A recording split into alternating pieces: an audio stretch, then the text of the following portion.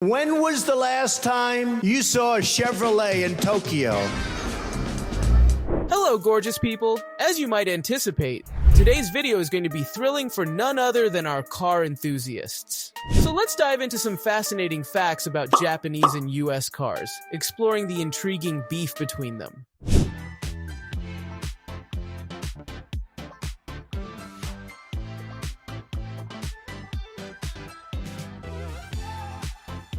Americans are a huge fan of Japanese culture, but when it comes to cars, Americans are die-hard fans of Japanese cars. It's like they've become part of the fabric of our automotive culture. But it seems like the likeness isn't really reciprocated, as the Japanese are really not fond of the big and buffy American SUVs and trucks. So, what really is the issue here? Japan is one of the most innovative countries in the world, producing cars that consistently outperform cars from other countries in affordability, fuel economy, and reliability rankings. The Sakura-loving country has the best of it all. Japanese brands have a strong presence in the United States, particularly in the automotive industry.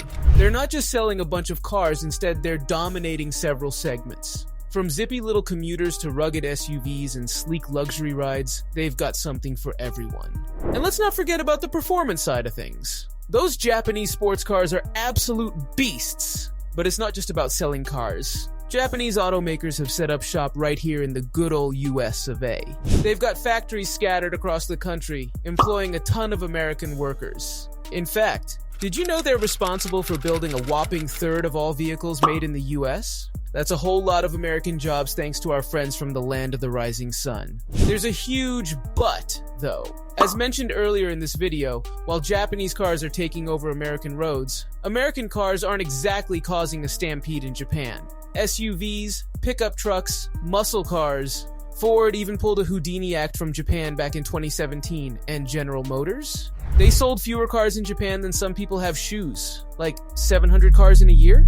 That's how many hot dogs someone might eat at a really big baseball game. Now, some people are pointing fingers and shaking fists, saying it's all because Japan's playing favorites with their cars. They talk about this thing called protectionism, where Japan makes it super tricky for American cars to wiggle their way into the market. No tariffs, sure, but these so-called technical barriers are like a secret code only the Japanese automakers have cracked. However, Japan's got its own way of doing things, especially when it comes to car rules. It's like a secret club where only the chosen ones get in, and it's not exactly easy for American cars to join the party. Some experts say it's not just about rules and regulations, though. Japanese people have their own tastes when it comes to cars, and American rides might not always hit the sweet spot. Plus, there are these old school ideas floating around about American car quality. You know, like how people still think all Americans eat are cheeseburgers and donuts. Yeah, it's kind of like that, but with cars. And then there's the whole car buying process. In the US, it's like a big old carnival with test drives and negotiations. But in Japan, it's more like a tea ceremony. Calm, orderly, and very polite. American cars might just be too loud for that vibe. So yeah, Americans might not yet be tearing up the streets of Tokyo any soon.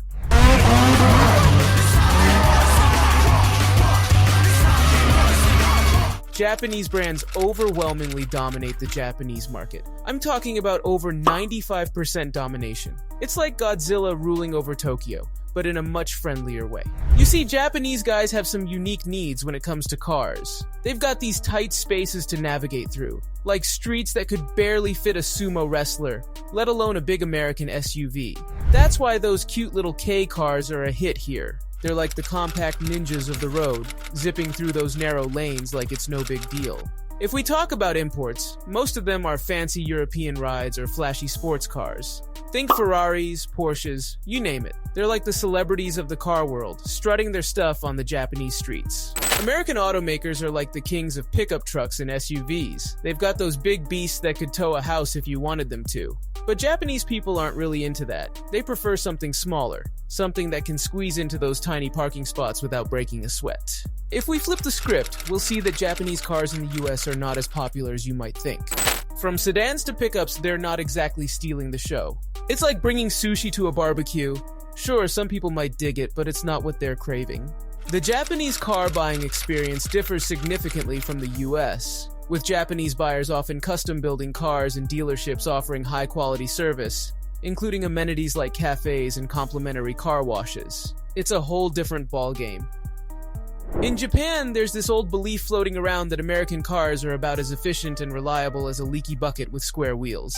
Yep, it's true, and it all dates back to the days when American automakers were getting some serious side-eye for their less-than-stellar reliability and efficiency. But hey, that was ages ago. Fast forward to today, and American cars have actually gotten their act together.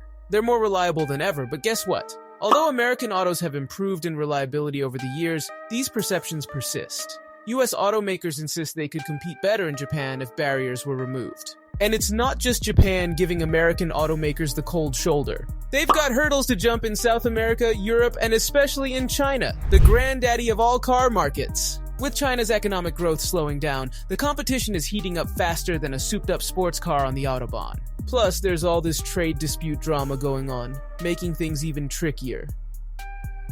So here's the deal. Unless US automakers figure out a game plan, they could end up as those guys who only sell trucks and SUVs to their pals back home. And that's fine and dandy for the folks who love their big wheels. But hey, variety is the spice of life, right? To get more car updates, stay tuned to our channel and definitely don't forget to hit the subscription button and let us know about your thoughts in the comment section below.